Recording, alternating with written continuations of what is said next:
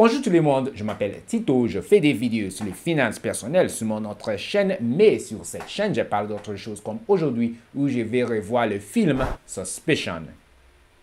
Voke, a man gifted with special powers, delves into a world of ritualism and black magic as he attempts to solve a sinister case that might be connected to the death of his best friend and his goddaughter 4 years earlier.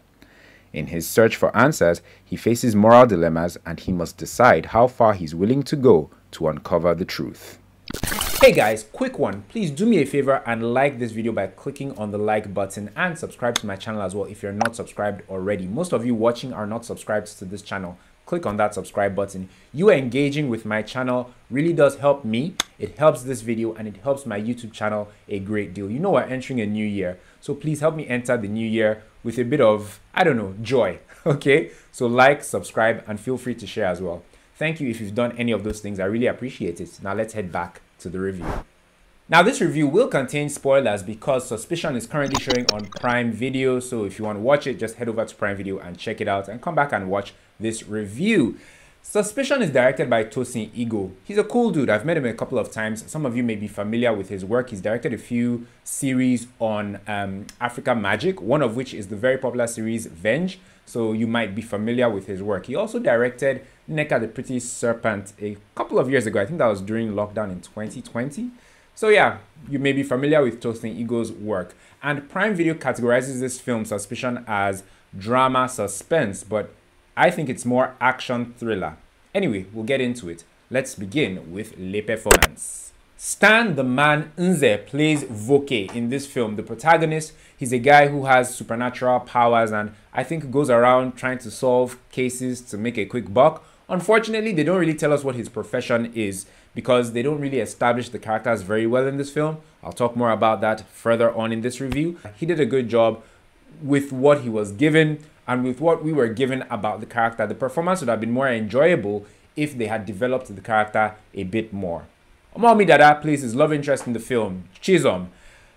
To be honest, nothing too unique from this performance or this character. And when I was watching it, I felt like I'd seen Omowunmi Dada play this kind of damsel in distress kind of character in the past, at least once or twice, right? Moving on to Francis Sule, who was quite refreshing in the film, I must say, because I haven't seen Francis Sule in that many movies. I can't even recall any film I've seen Francis Sule in. He's an actor quite alright, but for many of us know Francis Sule as an on-air presenter on UFM, and you know, maybe you follow him on Instagram as well. He drops some really funny videos and skits. He's a very creative guy, and it was really nice to see him in this film as Benga, Voke's right-hand man, his ears in the streets and whatnot. He knows what's going on and he brings business or information to Voke, and the character was quite humorous as well. I enjoyed Francis's performance. In fact, I think his performance was my favorite and his character was my favorite in the entire film. Shout out Francis Sule. And if you don't follow him on Instagram, follow him on Instagram. Kalu Ikeagwu, who plays Alex or Mr. Alex in the film. Kalu Ikeagwu's character, or his performance rather, in this film was just okay.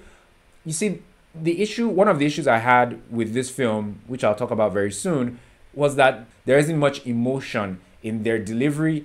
And I think that took something away from the performances all round in this film. And I felt like it took something away from Kalu Ikeagwu's performance, because he's a really good actor on a good day. I enjoy his acting and his performances. But because of the way they were directed in this film and the way they were delivering, it felt somewhat bland. Finally, special mention to my friend Uche Chika Elumele, who played Onajite. So she's the character who marries or has a relationship with Uzor's character after he, you know, has a new life, after he's shot and he recovers and, you know, all that. Shout out to her. Moving on finally to Uzor Arukwe, who played Rogba in this movie. Uzor Arukwe is not in the film for very long. Also, we don't really get to learn very much about the character. But from what we saw, he does rather well. The fight scene that he had with the goons, himself and Stanze's character, they fight off some goons when they try and abduct Uzor's character's child. So they have this fight, or a couple of fights in the film, and the fights were quite convincing. Uzor was quite physical in those fights and he delivered rather well. So just based off that and the other few moments that he was in the film, he did well. Ce que j'ai aimé. I liked that this film was daring and ambitious. They tried to do some interesting things with the movie with regards to the storytelling, the VFX, and the fight scene choreography. Speaking of the fight choreography, I liked that as well. It was convincing, it was nice. Well, for the most part, there are some scenes where the fight choreography was a bit sketchy. But the scene between Voke and the assassin, you know, where they're in the mansion and they're really going toe to toe and they're breaking mirrors and glasses and windows and things like that, that was quite impressive. I also liked the camera work in the film. There were scenes that had some interesting camera work. Some of those scenes were the fight scenes where, you know, the camera comes in close and it looks like it's handheld. The camera work was impressive at certain points in the movie as well. Ce que je n'ai pas aimé. The character development in this film was very, very disappointing. We knew so little about these characters. Take Tina Mba's character, right, Voke's mom. She was so emotional about, you know, using powers and letting Voke do things as if something terrible was going to happen. But we did not really know the nature of their relationship and why she was so apprehensive. Yes, she didn't want her son to end up like her husband, who, because he used his powers, was now like an invalid or who was disabled or whatever. But it felt like there was just so much more about the mom and about the family that we needed to know for us to understand why they were all acting the way they were. Even the relationship between Chisom and Voke, the relationship ended abruptly. And then they get back together so suddenly. Why? How? You know, we just needed to know more about that relationship so that we could feel one way or the other about it, whether we could be rooting for them or castigate them for cheating, because at the end of the day, Chisom cheated on her husband Tony when she got back together with her ex Voke. These are all like heavy consequential things, but they were just glossed over in the film because they did not invest in these characters or invest in us getting to know these characters or connect with these characters, right? Anyway, moving on from that and coming to the actual story. This film, the story was sacrificed for action and VFX. It felt like they just wanted to do some razzle-dazzle and flashy things in this film. That seemed like the main priority, and they focused so much on that they neglected the actual story in this film. Because why did so many of the things in the film happen? What were the motivations? For example, when Lulu was abducted, was it a random abduction or was she specifically abducted because of her father, Rogba, or because of her father's connection to Voke? Or was it just a random abduction? You know, and who are the guys and who was Rogba? You know, and why was his body not found when it fell into the lagoon? And why, for goodness sake, after his daughter was abducted, would he just go to and stand beside like a lake at a high point to go and clear his head? So many things were just very random in this film, and it felt, moving on, right? Implausible scenarios. There are several, but one sticks out for me. The shootout in the mansion, right? Where they go into the mansion and we're introduced to the assassin, the masked assassin, for the first time. Tons of policemen go into this mansion, and he's taking all of them out one by one. And there are gunshots all over. The policemen call for backup. Backup comes. But even there are policemen outside, you know, because when Voke comes out, he just sees two policemen just randomly talking. Did they not hear all the commotion that was going on inside the house and all the gunshots? And even the assassin taking out so many policemen too was implausible. None of them thought to run in the opposite direction when they saw the assassin taking so many of their colleagues out. And when they come out and, you know, the assassin is going towards Chisom and then Voke stops her and, you know, the assassin stabs Voke. And the police are actually coming, right? But Voke and Chisom leave this. How plausible is it for people to leave that kind of crime scene after all that has happened? And there are actually police on the way. And they leave that crime scene and go all the way to Voke's house, wherever Voke's house is, with a huge knife in his chest, where Chisom now administers the juju or the jazz or the black magic to resuscitate him and bring him back to life.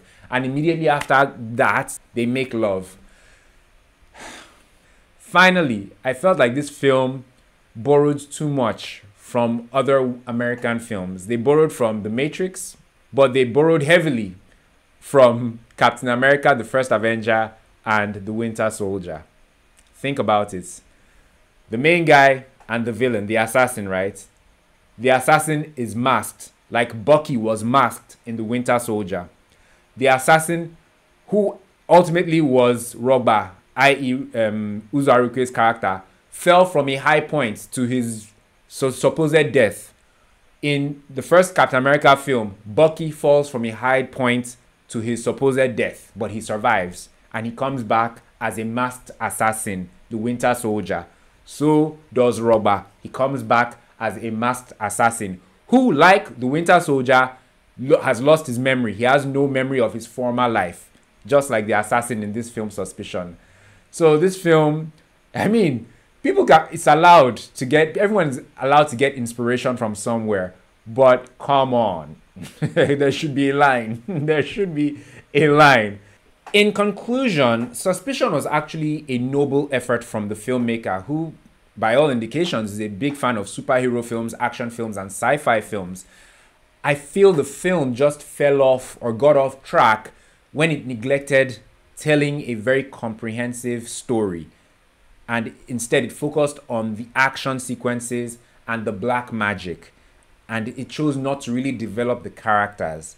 Because if they had kept things somewhat simple, right, it would have been a very complete story or a complete film. But with the focus, or with them just throwing black magic all over the film and jazz all over the film, just to excuse certain things that were happening in the film and people who had powers and people who didn't have powers, it got a bit confusing. And what confused the movie even more was the final act in the movie, where all of a sudden this really big actor who plays like a deity or a supreme being comes into the picture. I don't want to spoil the movie for those of you who haven't seen it, right? And it kind of confuses the whole thing as to what his role is and what his introduction, or the last scene that he appears in the movie, what the significance of that was. It just made the film even more confusing. The film would have been all right if Voke had simply solved the case and found out who Rogba and Lulu's killers were and like avenged them. That would have been fine. But instead they throw this plot twist into the movie at the end that just kind of messed things up. I wish they had a simpler ending and they just stuck to that simple ending. And like I said, they developed the characters well and they told a more comprehensive story. Anyway, it's time for me to rate this movie. I rate Suspicion with 2 jollofs over 5. 2 over 5. It had its merits, no doubt. Yeah, but I don't know. It was a struggle. It was a struggle. But once again, valiant effort. Kudos to all involved. Guys, if you enjoyed this review of Suspicion, I really hope that you did. Do me a favor and like this video by clicking on the like button just underneath the video, and subscribe to the channel as well by clicking on the black subscribe button. On this channel, I don't just do Nollywood movie reviews. Sometimes I talk about other things. To check out some of my past reviews, you can click the card in the corner of the screen. I'm yet to finish The Smart Money Woman Season 2. I'm yet to watch the final episode, which came out yesterday, I think. Once I watch that, I should be reviewing that as well. That was a very popular show. It was on YouTube. Lots of people liked it. So I'm looking forward to reviewing that. So that may or may not be my next review. Watch out for that in case I do it. Thank you guys so much for watching. I will see you in the next one. Take care.